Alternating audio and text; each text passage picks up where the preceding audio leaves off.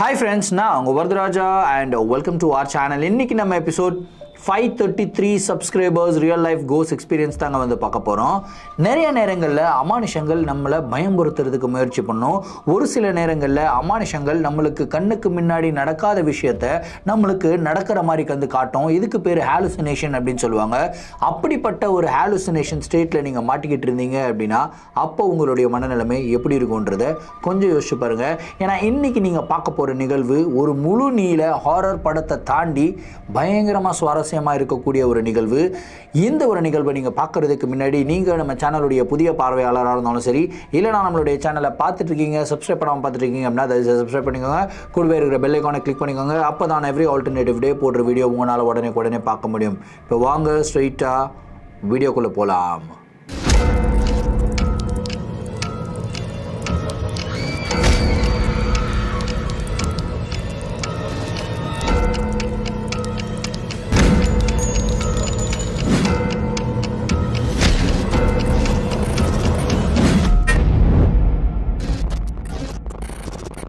இந்த ஒரு நிகழ்வை நம்மளுக்கு அருண் அப்படின்ற ஒரு சப்ஸ்கிரைபர் வந்து மெயில் பண்ணி விட்டுருக்காருங்க. இந்த ஒரு அமானுஷமான நிகழ்வு அவருக்கு 20 வருடங்களுக்கு முன்னாடி நடந்ததாகவும் இந்த ஒரு நிகழ்வுடைய தாக்கத்திலிருந்து இது வரைக்கும் அவர் வெளியே வரலை அப்படின்னு வந்து சொல்லியிருக்காரு. சரி, கதையுடைய ஸ்டார்டிலிருந்தே வர ஆரம்பிப்போமே. அருண் வந்து பார்த்தீங்கன்னா ஒரு நார்மல் மிடில் கிளாஸை சேர்ந்த ஒரு பையன்தான். ஸோ அவருடைய குடும்பம் வந்து பார்த்தீங்கன்னா ரொம்பவும் ஏழ்மையான ஸ்டேஜ்லேருந்து ஒரு மிடில் கிளாஸ்க்கு வந்திருக்காங்க. இவர் படித்து நல்ல பெரிய ஆள் ஆகியிருக்காரு. அதுக்கப்புறம் ஒரு நல்ல ரெப்யூட்டட் கம்பெனியில் வந்து வேலைக்கு சேர்ந்திருக்காரு. அதுக்கப்புறம் பல வருடங்கள் உழைப்புக்கு அப்புறம் இவர் வந்து பார்த்தீங்கன்னா ஒரு நல்ல ஸ்டேஜுக்கு வந்து ரீச் ஆகிருக்காருங்க. நல்ல ஸ்டேஜ் அப்படின்னா மிடில் கிளாஸ்லேருந்து ஒரு அப்பர் மிடில் கிளாஸ்க்கு வந்திருக்காரு. ஸோ வீடு தனியாக கட்டிட்டாரு, கார் வாங்கிட்டாரு. ஸோ எல்லாமே ரொம்ப ஹாப்பியாக போயிட்டுருக்கு. அடுத்து இவருடைய கல்யாணம் தான் அப்படின்னு சொல்லி இவங்களுடைய வீட்டில் வந்து பேச ஆரம்பித்தாங்க. ஸோ இப்படியெல்லாம் பேச்சுவார்த்தை நடந்துக்கிட்டு இருக்கும்போது அருணுக்கு கல்யாணத்துக்கு முன்னாடி ஜாலியாக ஃபன் பண்ணணும் அப்படின்ற ஒரு தாட் இருந்துட்டு இருந்ததுங்க. ஸோ அருணுக்கு ரொம்ப ரொம்ப க்ளோசஸ்ட் ஆஃப் ஃப்ரெண்ட்ஸ் யார் யாருன்னு கேட்டிங்கன்னா அசோக்னு ஒருத்தர் இருக்காரு, கார்த்திக்னு ஒருத்தர் இருக்காரு, அதுக்கப்புறம் விக்ரம்னு ஒருத்தர் இருக்காரு. ஸோ இந்த 4 பேருமே சின்ன வயசுலேருந்தே ஒன்றா தான் வந்து படித்தாங்க, ஒன்றா தான் வந்து வளர்ந்தாங்க. அதுக்கப்புறம் காலேஜ் போயிட்டு படித்ததுக்கப்புறம் வேறு வேறு ஃபீல்டில் வந்து வேலை பண்ணிக்கிட்டு இருக்காங்க. 4 பேருக்கும் பிடித்தமான ஒரு விஷயம் என்னென்னு கேட்டிங்கன்னா 4 பேருக்குமே ட்ராவலிங் அப்படின்றது ரொம்ப ரொம்ப பிடிக்கும். ஸோ அருண் வேறு கார் வாங்கியிருக்கார் இல்லையா? ஸோ அந்த காரை எடுத்துகிட்டு நம்ம ட்ராவல் பண்ணணும் அப்படின்றது இவங்களுடைய நீண்ட நாள் கனவாகவே இருந்தது. அந்த கனவை நினைவாக்கணும் அப்படின்னு முடிவு எடுக்கிறாங்க. முடிவு எடுத்துகிட்டு இவங்க என்ன பண்ணுறாங்கன்னா ஒரு பிளான் வந்து போடுறாங்க. ஹோல் இந்தியா ட்ரிப் அப்படின்ற ஒரு பிளான் வந்து போடுறாங்க. இப்போ இருக்க யூடியூபர்ஸ் எல்லாமே வந்து பார்த்திங்கன்னா பைக் எடுத்துகிட்டு சுற்றுறது, அதுக்கப்புறம் கார் எடுத்துகிட்டு சுற்றுறது, இந்த மாதிரி ரொம்ப ரெகுலர் ஆகிடுச்சு. ஏன்னா அவங்களுடைய யூடியூப் சேனலில் வந்து விலாக்ஸ் எல்லாம் போடுறது. ஆனால் அந்த காலத்தில் வந்து பார்த்திங்கன்னா இந்த விலாக்ஸை தாண்டி இந்த ட்ராவல் எக்ஸ்பீரியன்ஸ்ன்னு இருக்கு இல்லையா, அந்த ட்ராவல் எக்ஸ்பீரியன்ஸே வந்து ஒருத்தங்களுக்கு ரொம்ப ரொம்ப ஹாப்பினஸ் கொடுக்கும் அப்படின்னு சொல்லுவாங்க. அந்த மாதிரி ஹாப்பினஸை உண்மையாக அனுபவித்த ஒரு சில நபர்களில் இவங்களும் ஒருத்தங்க. ஸோ அந்த ஹாப்பினஸை அனுபவிக்கணும் அப்படின்றதுக்காக தான் அந்த ட்ரிப்பை பிளான் பண்ணாங்க. ஆனால் அந்த ட்ரிப்பில் எவ்வளோ அளவுக்கு பிரச்சனைகளை சந்திக்க போகிறாங்கன்னு சொல்லி அப்போது அருணுக்கும் அவருடைய நண்பர்களுக்கும் தெரியவே தெரியாது. ஸோ இது வந்து பார்த்தீங்கன்னா ஒரு 12 நாள் ட்ரிப்புங்க. 12 நாள் ட்ரிப்புக்கு ப்ராப்பராக பிளான் போடுறாங்க. இந்த இடத்துல வந்து ரீச் ஆகணும், இந்த டைமில் ரீச் ஆகணும். அதுக்கப்புறம் இந்த ஹோட்டல் வந்து புக் பண்ணியிருந்தாங்க. ஒரு இடத்துக்கு உண்டான ஃபுட்டு முதல் கொண்டு வந்து பார்த்திங்கன்னா பிளான் பண்ணி வச்சுருந்தாங்க. ஏன்னா 4 பேருக்கும் இந்த பெருசாக கெட்ட பழக்கங்கள் அப்படின்னு எதுவுமே கிடையாது. ஸ்மோக் பண்ண மாட்டாங்களா, ட்ரிங்க் பண்ண மாட்டாங்களா, பேசிக்காக சொல்ல போனால் டீ டோட்டலர்ஸ் அப்படின்னு சொல்லலாம்ல. ஆனால் 4 பேருக்கும் பிடித்தமான ஒரு விஷயம் என்னென்னா டிஃப்ரெண்ட் ஃபுட்ஸை வந்து ட்ரை பண்ணணும் அப்படின்றது 4 பேருடைய இன்ட்ரெஸ்ட்டாகவும் இருந்தது. எவ்வளோ சூப்பரான செட் ஆஃப் ஃப்ரெண்ட்ஸ் வந்து பாருங்கள். ஸோ இந்த 4 பேருக்கும் ஒரே மாதிரி ஐடியாஸ் இருக்கிறதுனால இந்த மாதிரி எல்லாமே ப்ராப்பராக பிளான் பண்ணிட்டாங்க. ஃபைனலாக அந்த ட்ரிப்புக்கு உண்டான நாளுமே வந்துடுதுங்க. ஸோ 3 பேர் வந்துடுறாங்க. அதாவது அருண் வந்துடுறாங்க, கார்த்திக் வந்துடுறாங்க, விக்ரம் வந்துடுறாங்க. 3 பேரும் அருணுடைய வீட்டில் அசம்பிள் ஆகிடுறாங்க. ஆனால் இந்த அசோக் மட்டும் வந்து பார்த்தீங்கன்னா அவர் வரல. என்னடா இது அசோக்கை காணோம், கால் பண்ணுடா அப்படின்னு வந்து சொல்கிறாங்க. அசோக்குடைய வீட்டுடைய லேண்ட்லைன் நம்பருக்கு வந்து கால் பண்ணுறாங்க. கால் பண்ணால் அசோக் கிளம்பிட்டான் அப்படின்னு வந்து சொல்கிறாங்க. ஏன்னா அவர்கிட்ட மொபைல் கிடையாது. அந்த டைமில் மொபைல் இருந்ததுதான் தெரியல, 20 years பிஃபோர் ஐ திங்க் இருந்ததுன்னு நினைக்கிறேன். ஆனால் அவர்கிட்ட மொபைல் இல்லை, வீட்டுடைய லேண்ட்லைன் தான் இருந்தது. சரி கால் பண்ணுறாங்க, இல்லை அவங்க கிளம்பிட்டான் அப்படின்னு சொல்லி அவங்க அப்பா அம்மா சொல்கிறாங்க. சரி வந்துடுவான், வழியில் ஏதோ லேட் ஆகுது போல இருக்கு அப்படின்னு சொல்லி கொஞ்சம் நேரம் வெயிட் பண்ணுறாங்க. ஒரு அரை மணி நேரம் ஆகுது, 3/4 மணி நேரம் ஆகுது. 1 மணி நேரம் கழிச்சு, அதாவது லேட்டாக அசோக் வந்து வராருங்க. வந்த உடனே 3 பேரும் செம திட்டுறாங்க. ஏன்டா அறிவில்லையடா உனக்கு, கரெக்டாக நம்ம டைமுக்கு கிளம்பணும்னு தெரியும்ல, இந்த மாதிரி லேட் பண்ணால் எப்படிடா, வாடா கிளம்பலாம் அப்படின்னு வந்து சொல்கிறாங்க. அதுக்கு அசோக் சொல்கிறாரு, இல்லைடா இந்த நான் வீட்டில் இருந்து கிளம்பும் போதே ஒரு தடங்களாகவே வந்துட்டு இருந்தது. நான் கிளம்பி ஒரு பஸ்ஸு பிடிச்சேன், அந்த பஸ்ஸு பிரேக் டவுன் ஆகி நின்றுச்சு. அதுக்கப்புறம் அந்த பஸ்ஸிலேருந்து இறங்கி இன்னொரு பஸ்ஸில் ஏறினேன், அந்த பஸ்ஸும் பிரேக் டவுன் ஆகி நின்றுச்சு. சரி பஸ்ஸில் போனால் வேலைக்கு ஆகாதே அப்படின்னு சொல்லி ஆட்டோவில் ஏறி வந்தேன். ஆட்டோ வேறு பஞ்சர் ஆகிடுச்சா, ஒரு மாதிரி ரொம்ப தடங்களாகவே நடந்துக்கிட்டு இருக்கு, என்னன்னே தெரியல அப்படின்னு சொல்லி சொல்கிறாரு. டேய் நீ வேற கிளம்புற நேரத்தில் இந்த மாதிரி தடங்கள் அது இதுன்னு பேசிக்கிட்டு, அது மாதிரிலாம் ஒன்றும் இல்லைடா, ஏதோ ஒரு கோஇன்சிடென்ட்டாக நடந்திருக்கும் இந்த மாதிரி 3-4 விஷயங்கள், அது எல்லாமே நம்ம ட்ரிப்பில் வந்து பாதிக்கப்படும் அப்படின்னு சொல்லிட்டு நீயே ஏன்டா இமேஜின் பண்ணிக்கிற, வாடா நம்ம இது வந்து ஜாலியாக ஃபன் பண்ண வேண்டிய நேரம், கிளம்பலாம் அப்படின்னு சொல்லிட்டு கிளம்புறாங்க. ஸோ காரில் 4 நண்பர்கள் ஒன்று சேர்ந்தால் எவ்வளோ அளவுக்கு ஃபன் பண்ணுவாங்கன்றது உங்களுக்கு தெரியும்ல. ஜாலியாக ஃபன் பண்ணிவிட்டு பாட்டு போட்டுட்டு பயங்கரமாக என்ஜாய் பண்ணிட்டு போயிட்டே இருந்திருக்காங்க. ஒரு நல்ல பெரிய ஹைவே வருது, ஒரு ஊருக்குள்ளே என்டர் ஆகுறாங்க. ஒரு ஊருனா நம்ம தமிழ்நாட்டில் இருக்க ஒரு ஊருன்னே வச்சுக்கோங்களேன். ஸோ அந்த ஊருக்குள்ளே வந்து என்டர் ஆகுறாங்க. என்டர் ஆகி இவங்க வந்து போய்கிட்டே இருக்காங்க. ஃபஸ்ட்டு வந்து தமிழ்நாட்டில் இருக்கிற ஒரு சில ஊர்களை வந்து போய் ட்ராவல் பண்ணுறாங்க. ட்ராவல் பண்ணிவிட்டு அங்கே இருக்கிற விஷயங்கள் எல்லாம் பார்க்குறாங்க. அங்கே இருக்கிற ஸ்பெஷலான கோயில்களை போய் விசிட் பண்ணுறாங்க.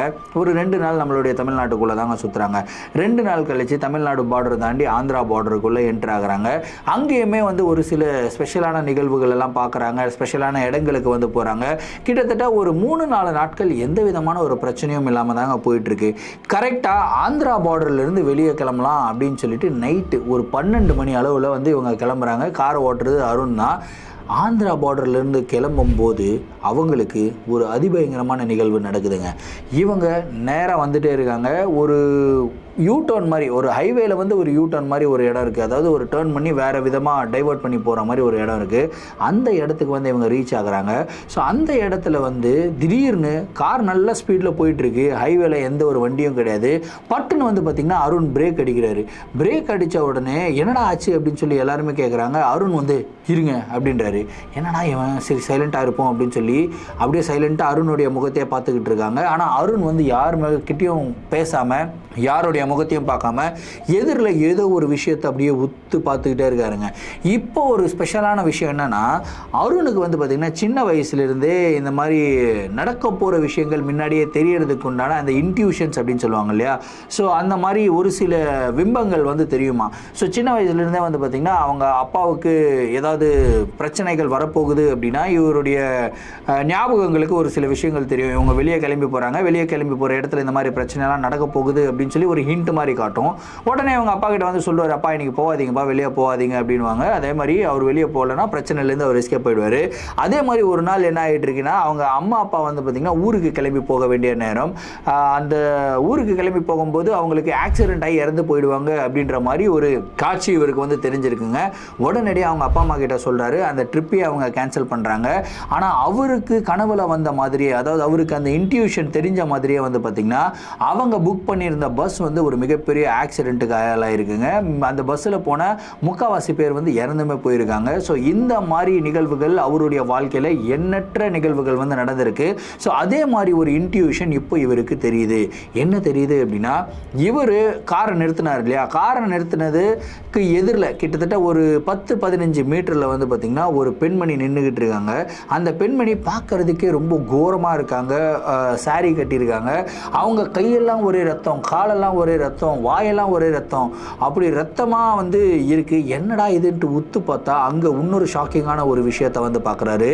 என்னன்னா, அந்த இடத்துல அந்த பெண்மணி 4 நபர்களை கொன்னுட்டு அவங்களுடைய மாமிசத்தை சாப்பிட்டுக்கிட்டு இருக்குங்க. அந்த 4 நபர்கள் யார் தெரியுமா? அந்த 4 நபர்கள் வேறு யாரும் கிடையாது, அருண், கார்த்திக், விக்ரமன், அசோக் தான். இந்த 4 பேருடைய பிணங்கள்லேருந்து கை காலெல்லாம் பிச்சு எடுத்து அந்த பெண்மணி சாப்பிட்டுக்கிட்டு இருக்க மாதிரி ஒரு பிம்பத்தை பார்க்குறாரு. அதை பார்த்த உடனே தான் அருண் ஷாக் அழிச்சு பிரேக்கை வந்து போட்டு வண்டியை நிறுத்துறாரு. நிறுத்திட்டு அப்படியே பயத்தோடு அந்த காட்சியை பார்த்துக்கிட்டே இருக்கும்போது அந்த ஒரு ஆன்மா வந்து பார்த்திங்கன்னா உங்களுடைய மாமிசத்தை சாப்பிட்ற மாதிரி ஒரு பிம்பம் இவருக்கு தெரியுதுங்க. அப்படியே அந்த ஆன்மா மாமிசத்தை சாப்பிட்டுக்கிட்டே இருக்கும்போது பட்டுன்னு இவங்களை அப்படியே திரும்பி பார்க்குது. திரும்பி பார்த்து ஒரு விதமான வில்லத்தனமான சிரிப்பு இருக்குல்ல, அந்த மாதிரி ஒரு சிரிப்பு சிரிக்குதுங்க. அந்த சிரிப்பு சிரித்த உடனே அருணுக்கு வந்து பார்த்திங்கன்னா கை காலெல்லாம் நடுங்குது. கையெல்லாம் ஸ்டேரிங்கில் கை வச்சிருக்க நடுங்குது. இந்த கை நடுங்கிறத பார்த்த உடனே ஃப்ரெண்ட்ஸ் எல்லாருக்கும் தெரிஞ்சிருது, ஆஹா இவன் ஏதோ ஒன்று பார்த்துட்டான்ப்பா, இவனுக்கு ஏதோ ஒன்று தெரிஞ்சிருச்சு அப்படின்னு. டே என்னடா என்னடா என்னடா, டே டே டே ஒன்று யூட்டர்ன் அடிங்க, யூட்டன் அடிக்கடா, கிளம்புடான்னு சொல்லிட்டு அருண் கத்திக்கிட்டே இருக்காரு. டேய் யூட்டன் நாங்கள் எப்போ அடிக்க முடியும், நீ தாண்டா வண்டி ஓட்டுற, நீ தாண்டா யூட்டன் அடிக்கணும், அட்ரா யூட்டன் கிளம்பலாம் அப்படின்றாங்க. சரி அப்படின்னு சொல்லிட்டு ஃபாஸ்ட்டாக யூட்டன் அடிச்சு சர்ன்னு கிளம்பி வராருங்க. செம்ம ஸ்பீடு, வண்டி கிட்டத்தட்ட ஒரு 120-130 கிலோமீட்டர் ஸ்பீடில் போகுது. உள்ளே உட்காந்துக்கிட்டு இருக்க மற்ற 3 நண்பர்களுக்கும் செம்ம போயும். டே என்னடா இவ்வளோ ஸ்பீடாக போகிற, அவ்வளோ ஸ்பீடாக போகாதடா, நிறுத்துறா, ஒரு சைடில் ஒரு இடத்துல நிறுத்துறா அப்படின்றாங்க. சர்ன்னு போயிட்டு ஒரு இடத்துல வந்து நிறுத்துறாரு. அதாவது ஒரு ஊர் மாதிரி ஒரு இடம் வருது, அந்த ஊருக்குள்ளே வந்து என்டர் ஆயிடுறாரு. அந்த ஊருக்குள்ளே சர்ன்னு போயிட்டு ஒரு ஓரமாக வந்து நிறுத்துறாருங்க. ஒரு சிட்டி தான், அந்த இடத்துல போயிட்டு ஒரு முச்சந்தி ரோட்டில் வந்து நிறுத்துறாரு. நிறுத்தணுன்னா அருண் வந்து அப்படியே பெருமூச்சு விட்டுக்கிட்டே இருக்காரு.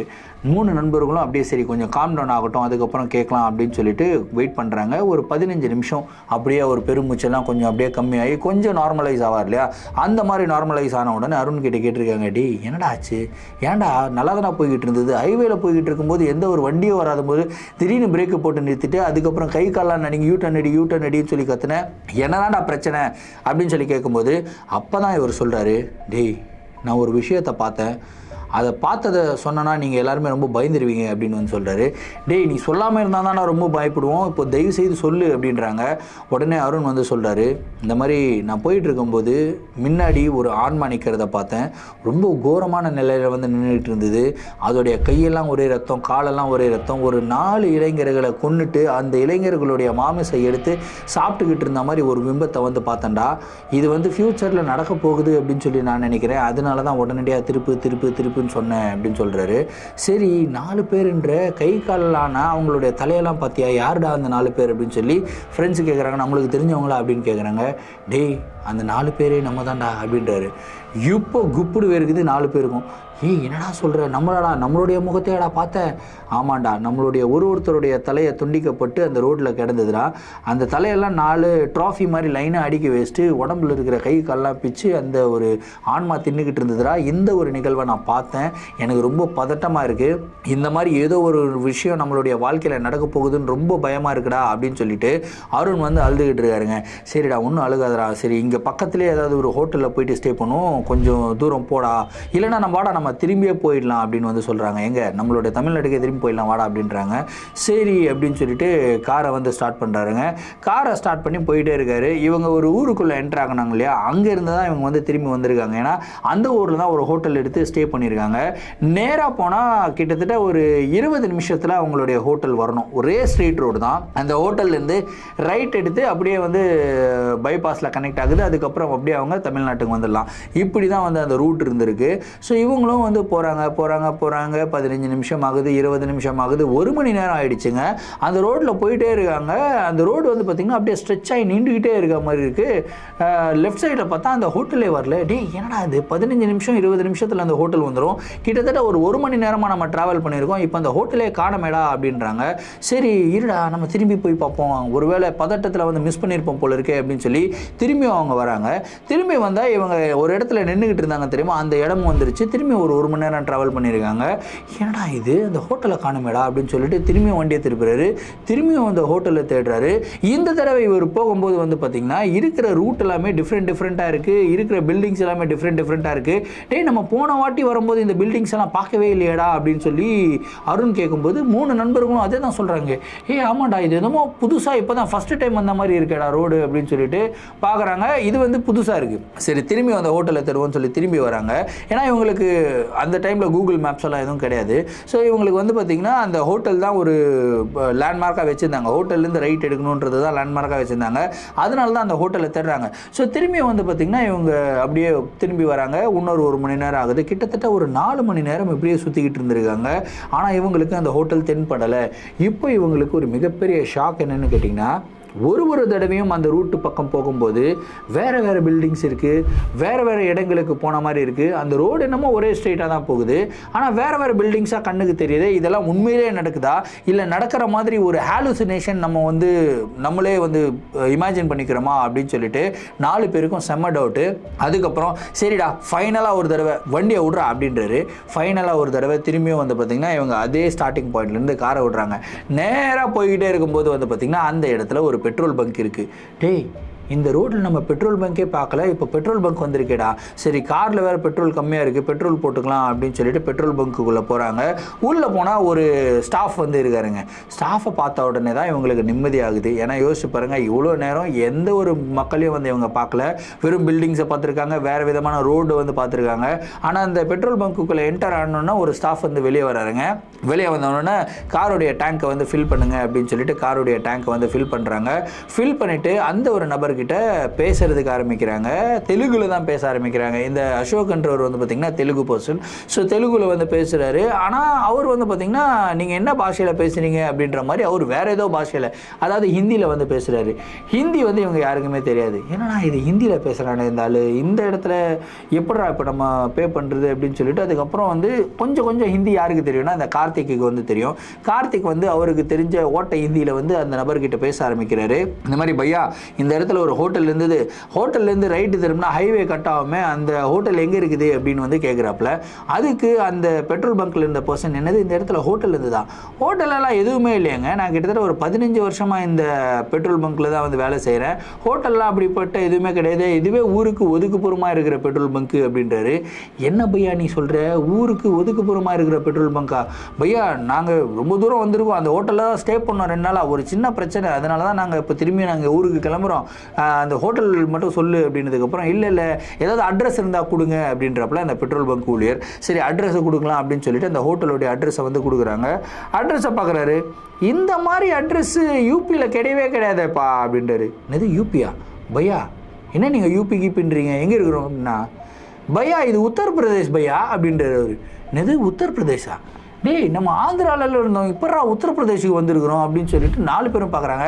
யோ கலைக்காத, சும்மா டென்ஷன் ஏற்றாத, ஏற்கனவே செம்ம டென்ஷனில் இருக்குன்னா நீ நம்ம யூபி கீப்பின்ற, யூபியில் எப்படியா வர முடியும், நாங்கள் இருந்தது ஆந்திரப்பிரதேஷா, ஆந்திரப்பிரதேஷ்லேருந்து ஊபி எவ்வளோ தூரம்யா, எப்படியா என்னோட காரில் இவ்வளோ சீக்கிரம், அதுவும் கிட்டத்தட்ட ஒரு 4 மணி நேரத்தில் வர முடியும், 4 மணி நேரமாக இதே இடத்துல தான் சுற்றிக்கிட்டு இருக்கோம், ஒரு தடவையும் புதுசாக இருக்குது, திடீர்னு வந்து பார்த்தா பெட்ரோல் பங்க் வந்துருச்சு, சரி பெட்ரோலை போட்டுக்கலான்னு பெட்ரோல் போடுறதுக்கு வந்து உங்ககிட்ட அட்ரஸ் கேட்டால் நீ யூபின்னு வேறு வந்து கன்ஃபியூஸ் பண்ணி விட்ற, யூபியில் எப்படியா இருக்கிறோம் அப்படின்றதுக்கப்புறம் அவர் சொல்கிறார், இல்லைங்க இந்த பெட்ரோல் பங்கோட ரெஜிஸ்டர் பில்லு காட்டுறேன் அப்படின்னு சொல்லிட்டு பில்லு எடுத்து காட்டுறாரு. செக் பண்ணி பார்த்தா உண்மையிலேயே யூபியில் தான் இருக்கிறாங்க.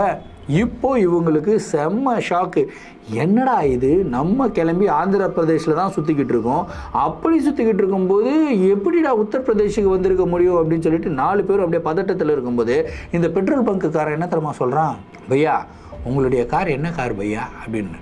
இப்போ மாருதி 800பா. இல்லை பையா இவ்வளோ அளவுக்கு மைலேஜா, 4 மணி நேரத்துலேயே நீங்கள் ஆந்திராலேருந்து யூபி வரைக்கும் வந்துருக்கிறீங்கன்னா அப்போது கார் என்ன ஸ்பீடில் போயிருக்கும், ஏதாவது மாடிஃபை ஏதாவது பண்ணியிருக்கிறீங்களா அப்படின்னு சொல்லி வந்தாலும் வேறு கேட்குறான். யோ போயா, நேரம் கெட்ட நேரத்தில் இந்த மாதிரி கேள்வியெல்லாம் கேட்டுக்கிட்டு நாங்களே செம்ம கடுப்பில் இருக்கிறோம், ஒன்றுமே புரியாமல் இருக்கிறோம், என்ன பண்ணுறதுனே தெரியல, சரி இங்கே என்னென்னமோ நடக்குது, இது நடக்கிறதெல்லாம் உண்மையாக பொய்யானு கூட தெரியல, அந்த மாதிரி ஒரு கன்ஃபியூஷனில் இருக்கும். இந்த மாதிரி கன்ஃபியூஷனில் இருக்கும்போது நம்ம வீட்டுக்கு கால் பண்ணி சொல்லிடலாம்டா, அதுதான் நல்லது அப்படின்னு சொல்லி இவர் வந்து சொல்கிறாரு. இந்த 4 பேர்கிட்டையும் யார்கிட்ட மொபைல் இருந்ததுன்னு கேட்டிங்கன்னா அருண்கிட்டையும் விக்ரம்கிட்டையும் தான் அந்த மொபைல் இருந்தது. சரி அருண் நீ வீட்டுக்கு கால் பண்ணுறா அப்படின்னு வந்து சொல்கிறாருங்க. அருண் வந்து வீட்டுக்கு கால் பண்ணுறாரு, அவருடைய லேண்ட்லைன் நம்பருக்கு வந்து கால் பண்ணுறாரு. கால் பண்ணால் ரிங்கு போய்கிட்டே இருக்குது. அதே டைமில் விக்ரம் கிட்ட வந்து ஒரு ஃபோன் இருந்தது தெரியுமா, அந்த ஒரு ஃபோன் வந்து பார்த்திங்கன்னா ரிங் ஆக ஆரம்பிக்குது. ஏய் என்னடா இது உனக்கு ஃபோன் வருது, எடுத்து பேசு அப்படின்றாரு. விக்ரம் எடுத்து ஹலோ அப்படின்றாரு. ஹலோ சொன்னால் அருண் பண்ண கால் தான் விக்ரமுக்கு வந்திருக்கு. அருண் வந்து திரும்பியும் நம்பரை செக் பண்ணுறாரு. நம்பரை செக் பண்ணால் அவருடைய வீட்டுக்கு தான் கால் பண்ணியிருக்காரு. ஆனால் அவருடைய வீட்டுக்கு கால் பண்ணும்போது அந்த ஒரு ஃபோன் கால் வீட்டுக்கு போகாமல் விக்ரமுடைய ஃபோன் நம்பருக்கு வந்து வந்திருக்கு. இப்போ ஃபோனை கட் பண்ணிவிட்டு 4 பேரும் அப்படியே வந்து பார்க்குறாங்க, டேய் என்னடா நடக்குதுங்க அப்படின்னு சொல்லிட்டு. இந்த 4 பேரையும் ரொம்ப வித்தியாசமாக யார் பார்த்துக்கிட்டு இருக்கிறது, ஓரமாக நின்றுக்கிட்டு இருக்கேன். அந்த பெட்ரோல் பங்க் ஊழியர் வந்து பார்க்குறான், என்னடா இந்த 4 பேர் வந்தாங்க, ஆந்திர பிரதேசன்றானுங்க, யூபின்றானுங்க, இவ்வளோ தூரம் வந்துட்டேன்றானுங்க, இப்போ ஏதோ பதட்டமாக பேசுகிறாங்களா, ஒருவேளை திருட்டு பயல்களாக இருப்பானுங்களோ, போலீஸுக்கு ஃபோன் பண்ணலாமா வேணாமா அப்படின்னு சொல்லிட்டு அந்த ஆள் வேறு மாதிரி பார்க்குறாங்க. உடனே இந்த 4 பேரும் பேசுகிறாங்க, டே நம்ம இங்கே நிற்க வேணாம், நம்ம இங்கேருந்து கிளம்பலாம், ஏன்னா இந்த பெட்ரோல் பங்க்காரன் வேறு ஒரு மாதிரி பார்த்துன்னு இருக்கான், இது வேறு யூபின்றான், ஏதாவது வேறு யாராவது மக்களை வந்து கூட்டு போகிறான், ஏதாவது பிரச்சனை கிச்சனை ஆகிடப்போது, வாடா இங்கேருந்து கிளம்பலாம் அப்படின்னு சொல்லிட்டு கார் எடுத்து கிளம்புறாங்க. கொஞ்சம் தூரம் போன உடனே காரை நிறுத்துறாங்க. திரும்பியும் டே அருண் ஏதோ ஒரு கிராஸ் டாக் இருக்கும்டா, ஏதாவது இருக்கும், தப்பாக இவனோட நம்பருக்கு நீ டயல் பண்ணியிருப்ப, திரும்பியும் டயல் பண்ணுறா உங்களுடைய வீட்டுக்கு அப்படின்றாரு. அருண் திரும்பியும் கால் பண்ணுறாரு. கால் பண்ணால் ரிங்கு விக்ரமுக்கு தான் அடிக்குது. செம்ம ஷாக்கு. விக்ரம் எடுத்து பார்க்குறாரு, எடுத்து ஹலோ சொல்கிறாரு. ஹலோ சொன்னால் இந்த பக்கம் அருண் தான் பேசுகிறாப்புல. டேய் என்னடா இது இந்த மாதிரி நடக்குது, சரிடா நீ கட் பண்ணுறா, டேய் விக்ரம் நீ எடுறா ஃபோன் எடுறா, அருணுடைய வீட்டுக்கு அடி இல்லைன்னா உங்களுடைய வீட்டுக்கு அடி, யாருடைய வீட்டுக்காவது அட்ரா, தயவுசெய்து அட்ரா, நம்ம இன்ஃபார்ம் பண்ணணும் அப்படின்றாங்க. விக்ரம் ஃபோன் எடுக்கிறாரு, ஃபோன் நம்பரை டயல் பண்ணுறாரு. டயல் பண்ணி காதில் வைக்கிறாரு. ரிங்கு போகுதுங்க. கரெக்டாக ரிங்கு எங்கே அடிக்குதுன்னு கேட்டிங்கன்னா அருணுடைய மொபைல் அடிக்குது. இப்போ இவங்களுக்கு செம்ம ஷாக்கு. என்னடா நடக்குதுங்க, நான் வீட்டு நம்பர் தான்டா போட்டு டயல் பண்ணுறேன், ஆனால் டயல் பண்ணால் டைரெக்டாக இவனோட ஃபோன் அடிக்குது, இவன் ஃபோன்லேருந்து டயல் பண்ணால் என்னுடைய ஃபோன் அடிக்குது. இந்த இடத்துல நம்ம 4 பேரை தவிர வேறு யாருமே கிடையாது. நான் பண்ணுற நம்பரும் வந்து பார்த்திங்கன்னா வீட்டோட நம்பர் தான். எப்படிடா இவனுடைய வீட்டு நம்பருக்கு ஃபோன் வருது அப்படின்னு சொல்லிட்டு 4 பேரும் அழுக ஆரம்பிக்கிறாங்க. இந்த இடத்துலேருந்து எப்படியாவது நம்ம தப்பிக்கணும்டா அப்படின்னு சொல்லி பேசிக்கிட்டே இருக்கும்போது பட்டுன்னு வந்து பார்த்திங்கன்னா ஃபோன் அடிக்குது. யாருடைய ஃபோன் அடிக்குது? விக்ரமுடைய ஃபோன் அடிக்குது. ஏய் ஃபோன் ரிங் ஆகுதுடா, டேய் நீ ஃபோன் பண்ணல அப்படின்னு சொல்லிட்டு இங்கே பார்க்குறாங்க. பார்த்தா அருண் வந்து ஃபோன் பண்ணல, விக்ரமுடைய ஃபோன் அடிக்குது.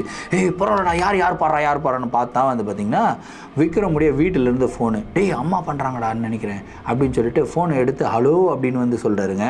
ஹலோ அப்படின்னு சொல்கிறது விக்ரமுடைய அம்மா தான் சொல்கிறாங்க. அப்பாடா அம்மா தானா பேசுகிறாங்க அப்படின்னு சொல்லிட்டு அவங்க அம்மா கிட்டே, அம்மா என்னம்மா இப்போ இந்த மாதிரி வந்தம்மா, பிரச்சனை ஆயிடுச்சுமா, இந்த மாதிரி என்னென்னமோ நடக்குதுமா, எங்களுக்கு ஒன்றுமே புரியலம்மா, இந்த பக்கம் தான் வந்தோம், ஒரு ரூட் வழியாக வந்தால் நாங்கள் வந்து யூபியில் இருக்கிறோம் அப்படின்றாங்க. அந்த பெட்ரோல் பங்க்கோடைய அட்ரஸை பார்த்தாலும் யூபின்னு தான் இருக்குது, ஆனால் நாங்கள் ஆந்திராவில் தான்மா இருக்கிறோம், என்ன பண்ணுறதுனே தெரியலமா, எங்களுக்கு ரொம்ப பயமாக இருக்குது அப்படின்னு சொல்லிட்டு விக்ரம் அழுதுகிட்டே இருக்கும்போது அவங்க அம்மாவுடைய டோன் வந்து மாறுது. எப்படி மாறுதுன்னா பதட்டமாக வந்து பேசுவாங்க. இந்த மாதிரி பிரச்சனைகள் இருந்ததுன்னா தாயார்கள் வந்து பார்த்திங்கன்னா பயந்துருவாங்க. ஐயோ நம்மளுடைய பசங்களுக்கு என்ன ஆயிடுச்சு அப்படின்னு வந்து பயந்துருவாங்க.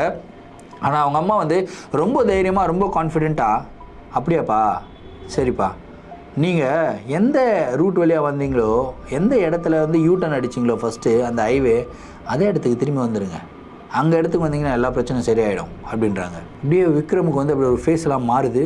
பார்க்குறாரு, அம்மா என்னம்மா நீங்கள் சொல்கிறீங்க, அந்த இடத்துல தான்மா அந்த மாதிரி பிரச்சனை, ஒரு மாதிரி ஆன்மாவை பார்த்தான் அப்படின்னு சொல்லிட்டு அருண் சொன்னால், எங்களுக்கு போனால் எங்களுடைய உயிருக்கே ஆபத்துன்னு வேறு சொன்னால், நீங்கள் அதே இடத்துக்கு வந்து எங்களை போக சொல்கிறீங்களே அப்படின்னு சொல்லி கேட்குறாப்புல. இந்த ஒரு டைலாகை சொன்ன உடனே மிச்சம் 3 பேரும் செம்ம டென்ஷன் அப்படி விக்ரமுடைய மூஞ்சியை பார்க்குறாங்க. இவர் வந்து என்னம்மா நீங்கள் இப்படி சொல்லிக்கிட்டு இருக்க, நான் தான் சொல்கிறேன்ல, கிளம்பி அங்கே வந்துரு, அந்த இடத்துக்கு வா, அந்த இடத்துக்கு வா, வா அந்த இடத்துக்கு அப்படின்றாங்க. அப்போ தான் உங்களுக்கு புரியுது, ஆஹா பேசுகிறது அம்மா கிடையாது, வேறு ஏதோ ஒரு மேட்ரு அப்படின்னு சொல்லிட்டு பட்டுன்னு ஃபோனை கட் பண்ணிவிட்டு ஃபோனை தூக்கி போட்டு அடிக்கிறாருங்க. கீழே அடித்தா பழைய ஃபோனு, நோக்கியா பழைய ஃபோன், செம்ம ஃபோனை கீழே அடித்த உடனே ஃபோன் வந்து பார்த்திங்கன்னா பேட்டரி தனியாக போயிடுச்சு, இது தனியாக போயிடுச்சு, எல்லாம் போயிடுச்சு. ஃபோன் வந்து பார்த்திங்கன்னா அந்த ஸ்க்ரீன் எல்லாமே கிராக் ஆகிடுச்சு. அவருடைய பேட்டரி வேறு ரொம்ப கம்மியாக தான் இருந்தது. கீழே போட்டதில் எடுத்து திரும்பியும் பேட்டரியை வந்து போட்டு ஃபோனை பார்க்குறாரு. ஃபோன் ஆனே ஆகலை, ஃபோன் ஆஃபில் தான் இருக்குது. ஏய் என்னடா நீ இந்த மாதிரிலாம் பண்ணுற, நம்மக்கிட்ட 2 பேர்கிட்ட தான்டா ஃபோன் இருக்குது, நீ வேறு ஃபோனை தூக்கி போட்டு உடச்சிட்டா எப்படா இப்போ நம்ம பேச முடியும், எதுவுமே காண்டாக்ட் பண்ணவே முடியாதடா அப்படின்னு சொல்லிட்டு பேசிக்கிட்டே இருக்கும்போது பட்டுன்னு வந்து பார்த்திங்கன்னா திரும்பியும் இவருக்கு ஒரு ஃபோன் வருது. யாருக்கு? விக்ரமுக்கு ஒரு ஃபோன் வருது. ஃபோன் வந்த உடனே ஏய் என்னடா திரும்பியும் வருது, ஃபோன் வேறு ஆஃபில் இருக்குது, ஆஃபில் இருக்கிற ஃபோன் எப்படா ரிங் ஆகும், ஒருவேளை ஸ்க்ரீன் தான் போயிருச்சோ அப்படின்னு சொல்லிட்டு இவங்க என்ன பண்ணுறாங்கன்னா அட்டன் பண்ணுறாங்க. அட்டன் பண்ணால் கால் அட்டன் ஆகுது. ஹலோ அப்படின்னு சொல்லி விக்ரம் வந்து பேசுகிறாரு. ஆனால் இந்த தடவை பேசுகிறது யார் தெரியுமா? விக்ரமுடைய அப்பாவுடைய வாய்ஸில் வந்து பேசுகிறாங்க. விக்ரமுடைய அப்பா வந்து, அப்பா அம்மா சொன்னாங்க இந்த மாதிரி அங்கங்கே இருக்கீங்க, இந்த மாதிரி பிரச்சனைலாம் ஆகிடுச்சுன்னு, அதெல்லாம் ஒன்றும் பிரச்சனை இல்லைப்பா, நீங்கள் அந்த ஹைவேக்கே வந்துடுங்க, ஹைவேக்கு வந்தால் எல்லாம் சரியாயிடும், வாங்க என்ன நடக்குதுன்னு பார்ப்போம் அப்படின்னு வந்து சொல்கிறாரு. என்னது ஹைவேக்கு வாங்கலாம்? அப்பா என்னப்பா நீ சொல்கிற, நீ என்ன லூஸா அப்படின்னும் போது, வான்னு சொல்கிறேன்ல வரைய மாட்டியா அப்படின்றாரு. விக்ரமுக்கு வந்து ஃபேஸ் மாறுது. அதுக்கப்புறம் விக்ரமுடைய ஃபேஸ் ரியாக்ஷன் வேறு விதமாக மாறுது.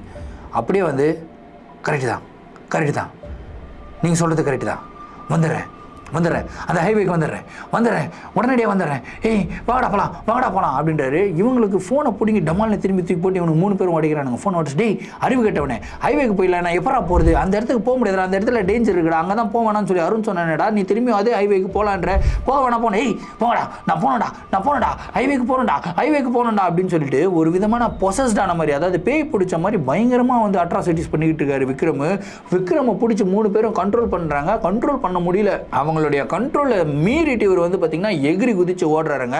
ஏய் ஓடாதரா அது மெயின் ரோடரா அப்படின்னு சொல்லி பின்னாடியே ஓடுறாங்க.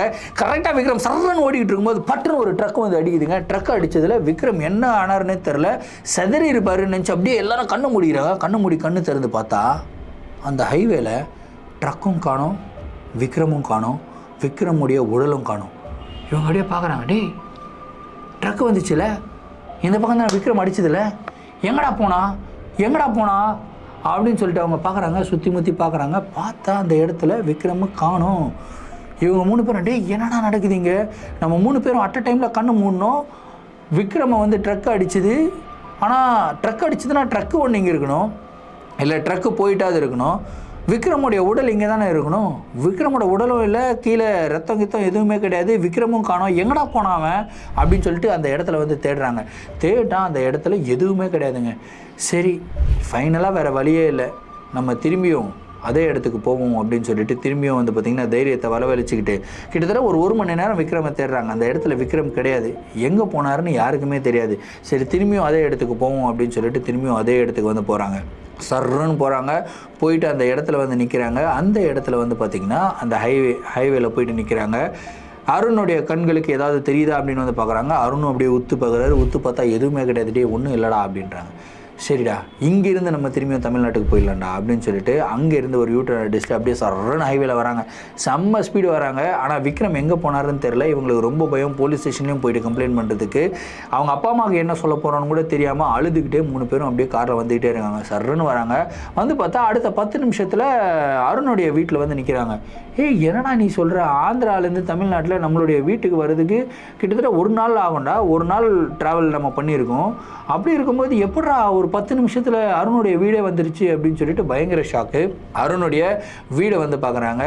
வீடு பார்த்தா யாரும் இல்லை. வீடு வந்து வெளியே பூட்டு போட்ட நிலையில் இருக்குது. அருணுடைய அப்பா அம்மா எங்கேயோ வெளியே போயிருக்காங்க போல இருக்குது. இவர் வந்து காரை விட்டு இறங்குறாருங்க. கரெக்டாக காரை விட்டு இறங்கும்போது தூரத்தில் ஸ்ட்ரீட் லைட் இருக்குது. ஸ்ட்ரீட் லைட்டுக்கு கீழே ஏதோ ஒரு பொருள் வைக்கப்பட்ட நிலையில் இருக்குது அப்படின்றத வந்து பார்க்குறாங்க. ஏதோ தண்ணியாக ஓடுற மாதிரி இருந்திருக்கு. என்னடா இது இந்த மாதிரி தண்ணியாக ஓடுற மாதிரி இருக்குது, ஏதோ ஒன்று வச்சிருக்கிறாங்களே, ஒரு பை மாதிரி ஏதோ ஒரு பால் மாதிரி வச்சிருக்கிறாங்களே அப்படின்னு சொல்லி இவங்களுக்கு சரியாக தெரியல. ரொம்ப தூரத்தில் இருக்காங்க. 3 பேரும் அந்த இடத்துக்கு வந்து நடந்து போகிறாங்க. நடந்து போய் ஸ்ட்ரீட் லைட்டுக்கு கீழே பார்க்குறாங்க. பார்த்தா செம்ம ஷாக்கு. என்னன்னு கேட்டிங்கன்னா விக்ரமுடைய தலையை வெட்டி அந்த இடத்துல வந்து வச்சுருக்காங்க. அந்த ஸ்ட்ரீட் லைட்டுக்கு கீழே தலை இருக்குது. ரத்தமாக போய்கிட்டு இருக்கு. இதை பார்த்த உடனே அப்படியே அலறி அடிச்சுட்டு 3 பேர் திரும்பி ஓடி வராங்க. ஓடி வந்து அப்படியே வீடை பார்க்குறாங்க. வீட்டுக்கு மேலே வந்து பார்த்தா கரெக்டாக அருணுடைய வீட்டு மொட்டை மாடியில் வந்து பார்த்திங்கன்னா விக்ரமுடைய தலையில்லாத முண்டா இருக்கும் இல்லையா, அந்த முண்டத்தை வந்து பார்த்திங்கன்னா கயிறில் கட்டி அப்படியே மேலே தொங்க விட்டுருக்காங்க. ஒரு கொடி மாதிரி தொங்க விட்டுருக்காங்க. இதை பார்த்த உடனே விக்ரமுக்கு கை காலெலாம் நடுங்கி ஃபிட்ஸே வந்துருச்சு. ஐயோ இதுக்கு மேலே இங்கே இருந்தால் வேலைக்கு ஆகாது, வாடா கிளம்பலாம் அப்படின்னு சொல்லிட்டு எல்லாரும் எங்கே போகிறாங்க அப்படின்னு கேட்டிங்கன்னா அசோக்குடைய வீட்டுக்கு போகலாம். ஏன்னா இங்கேருந்து அசோக்குடைய வீடு தான் பக்கம் அப்படின்னு சொல்லிட்டு சர்ன்னு வண்டி எடுக்கிறாங்க, அதாவது கார் எடுக்கிறாங்க. நேராக அசோக்குடைய வீட்டுக்கு போகிறாங்க. அசோக்குடைய வீட்டில் யார் இருக்காருன்னு கேட்டிங்கன்னா அசோக்கு அவங்க அப்பா. அவருக்கு வந்து அம்மா கிடையாது, அப்பா மட்டும்தான் இருக்காங்க. ஸோ அசோக்குடைய வீட்டுக்கு போகிறாங்க. அதுக்கப்புறம் கார்த்திக் என்ன சொல்கிறாரு அப்படின்னா, டேய் நீங்கள்லாம் இங்கே இருங்க, எனக்கு ரொம்ப ஒரு மாதிரி இருக்குது, நான் எங்கள் வீட்டுக்கே போகிறேன்டா அப்படின்னு சொல்லிட்டு கார்த்திக் கிளம்பி போகிறார். டேய் போகாதடா, இந்த பிரச்சனையாடா, போகாதடா எவ்வளோ சொல்கிறாங்க. இல்லைடா எனக்கு ரொம்ப இதுவாக இருக்குடா, நான் வீட்டுக்கு போகிறேன்டா அப்படின்னு சொல்லிட்டு அவர் வந்து வீட்டுக்கு போயிட்டுறாருங்க. வீட்டுக்கு போன உடனே இவங்க வந்து வீட்டுக்குள்ளே வராங்க. யார், அருணும் அசோக்கும் வந்து பார்த்திங்கன்னா அசோக்குடைய வீட்டுக்குள்ளே வராங்க. கதவை தட்டுறாங்க. அதை அப்பா கதவை திறக்கிறாரு. அதுக்கப்புறம் வீட்டுக்குள்ளே வராங்க. டே என்னடா இதோ 12 நாள் ட்ரிப்பு, நீங்கள் எவ்வளோ சீக்கிரம் வந்துட்டீங்களே அப்படின்னு சொல்லி அவங்க அப்பா பேசுகிறாரு. இல்லைப்பா ஒரு பிரச்சனை, அப்புறம் சொல்கிறப்பா பயங்கர டயர்டாக இருக்குது, நாங்கள் வந்து ரூமில் போய் படுத்துக்கிறோம்ப்பா அப்படின்னு சொல்லிட்டு அருணும் அசோக்குமே வந்து பார்த்திங்கன்னா போய் ரூமில் போய் படுத்துக்கிறாங்க. நல்லா படுத்தோன்னே அப்படியே வந்து பேசிக்கிட்டே அழுதுகிட்டே இருக்காங்க. ஏன்னா அவங்களுக்கு மட்டும்தான் தெரியும் விக்ரமுக்கு இந்த மாதிரியெல்லாம் நடந்திருக்கு. உண்மையிலே நடந்திருக்கா நடக்கலையா, விக்ரமுக்கு என்னாச்சு அப்படின்றது ஒரு மர்மமாக தான் இருக்குது. இப்படி பேசிக்கிட்டே அப்படி வந்து பார்த்திங்கன்னா டயர்டில் வந்து தூங்கிடுறாங்க. நல்லா தூங்கிக்கிட்டு இருக்கும்போது வெளியே, அதாவது அசோக்குடைய அப்பா வந்து பார்த்திங்கன்னா டிவி பார்த்துக்கிட்டு இருக்காரு. உட்காந்து டிவி பார்த்துக்கிட்டு இருக்கும்போது ஹாலில் தான் உட்காந்துருக்காரு. சைடில் வந்து ஒரு ஜன்னல் இருக்குது. ஜன்னலில் யாரோ நின்று இவரை பார்த்துக்கிட்டே இருக்கிற மாதிரி ஒரு ஃபீல் வந்து வருது. என்னடா ஜன்னலில் நின்று யாரோ பார்த்துக்கிட்டே இருக்காங்களே அப்படின்னு சொல்லிட்டு இப்படி திரும்பி பார்க்குறாரு. திரும்பி பார்த்தா அந்த இடத்துல வந்து பார்த்திங்கன்னா கார்த்திக் இப்படி என்ன நின்று இருக்காரு. அவருடைய லுக்கே வந்து பார்த்திங்கன்னா அப்படியே தான் இருக்குது. எப்பா என்னப்பா கார்த்திக் இங்கே இருக்க, என்னப்பா நீ வீட்டுக்கு போயிட்டேன்னு சொன்னாங்க, கிட்டத்தட்ட ஒரு மணி நேரம் ஆயிடுச்சு, நீ என்ன இங்கே நின்று இருக்க, என்னப்பா வாப்பா உள்ள அப்படின்றதுக்கப்புறம் அப்படியே பார்த்துக்கிட்டே அப்படி சிரிக்கிறாப்புல. சரி என்னப்பா இங்கே நிற்கிற அப்படின்னதுக்கப்புறம் அப்படியே ஜன்னலை தட்டுறாரு. டக்குன்னு கார்த்திக் ஜன்னல் தட்டுறாரு. ஜன்னல் தட்டினோடனே அசோக்கோட அப்பா போகிறாங்க. எப்பா என்னப்பா ஏன்ப்பா ஜன்னலை தட்டுற, என்னப்பா இங்கே ஏன்ப்பா நிற்கிற, உள்ளவாப்பா அப்படின்றாரு. அங்கிள் இன்றைக்கி ஒரு சர்ப்ரைஸ் கொடுக்கணும், அருணுக்கும் அசோக்குக்கும் சர்ப்ரைஸ் கொடுக்கணும், அதுக்கு தான் நான் வந்திருக்கிறேன். கதவு திறக்கிறீங்களா அப்படின்னு வந்து சொல்கிறார். எப்பா கதவு திறக்கிறீங்களான்னு ஜன்னலை தட்டிக்கிட்டு இருந்தா எப்படிப்பா, வாப்பா மெயின் டோர் வழியா வாப்பா அப்படின்றாரு. அதுக்கப்புறம் மெயின் டோர் போயிட்டு இவர் கதவை திறக்கிறாருங்க. மெயின் டோர்லேயும் தட்டுற மாதிரி சவுண்டு கேட்குது. இவர் போய் கதவை திறக்கிறாரு. கதவு திறந்து பார்த்தா அந்த இடத்துல யாருமே கிடையாது. என்னடா இது யாருமே இல்லையே அப்படின்னு சொல்லிட்டு அதே டைமில் வந்து பார்த்திங்கன்னா கீழே இந்த மாதிரி இவங்க அப்பா யாருக்கிட்டயோ பேசிகிட்டு இருக்காருன்ற மாதிரி சவுண்ட் வந்து கேட்டிருக்கு. அசோக் வந்து கீழே இறங்கி வராப்புல, அருணுமே கூட இறங்கி வந்துடுறாப்புல. ஸோ 2 பேரும் வந்து அவங்க அப்பா கிட்ட என்ன ஆச்சு அப்பா, யார்கிட்ட பேசிகிட்டு இருந்தீங்க, யார் வந்தா அப்படின்றதுக்கப்புறம் அவங்க அப்பா சொல்கிறாரு, இல்லைப்பா இந்த கார்த்திக் பையன் வந்து வந்தான்ப்பா, இந்த ஜன்னல் பக்கத்தில் நின்று ஒரு மாதிரி வித்தியாசமாக என்னையே பார்த்துக்கிட்டு இருந்தான், என்னடா உள்ளே வாடா அப்படின்னா, இல்லை ஒரு சர்ப்ரைஸ் கொடுக்கணும், அதுக்காக தான் நான் சர்ப்ரைஸாக வந்திருக்கேன் அப்படின்னு வர சொன்னால் இவங்க 2 பேருக்கும் செம்ம ஷாக்கு. அருணுக்கும் அசோக்குக்கும் என்ன சர்ப்ரைஸ் கொடுக்கணுமா, சர்ப்ரைஸை பற்றி எதுவுமே இல்லையே, எங்களுக்கு பர்த்டேவும் எதுவும் கிடையாது, அதுவும் நாங்கள் இருக்கிற சுச்சுவேஷனில் இந்த சர்ப்ரைஸ் எல்லாம் எதிர்பார்க்கவே மாட்டோம், என்ன சர்ப்ரைஸ் கொடுக்க போகிறான் அங்கிள், அதெல்லாம் ஒன்றும் இல்லை அங்கிள் அப்படின்னு சொல்லி அருண் சொல்கிறாப்புல. அசோக்கும் சொல்கிறாப்புல, இல்லை அதெல்லாம் ஒன்றும் இல்லைப்பா அப்படின்னுப்பா. சரி கார்த்திக் வீட்டுக்கு போயிருப்பான்ல, 1 மணி நேரத்துக்கு மேலே ஆயிடுச்சு இல்லை கார்த்திக் வீட்டுக்கு போய், பக்கத்தில் தான் நம்ம வீடு, சரி கார்த்திக்குடைய அப்பாவுக்கு வந்து கால் பண்ணி பேசுவோம் அப்படின்னு சொல்லிட்டு கார்த்திக்குடைய வீட்டுடைய லேண்ட்லைன் நம்பருக்கு வந்து டயல் பண்ணுறாங்க. டயல் பண்ணி ரிங்கு போகுதுங்க. ரிங்கை எடுத்த உடனே கார்த்திக்குடைய அப்பா ஓன்னு அழுகிறாரு. அங்கிள் என்னாச்சு அங்கிள் அப்படின்னு சொல்லிட்டு அருண் கேட்குறப்பல, அதுக்கு அவங்க அப்பா சொன்ன பதிலை கேட்டு அருண் பயங்கரமாக ஷாக் ஆகுறாரு. என்னாச்சுன்றதை அடுத்த வீடியோவில் பார்ப்போம்.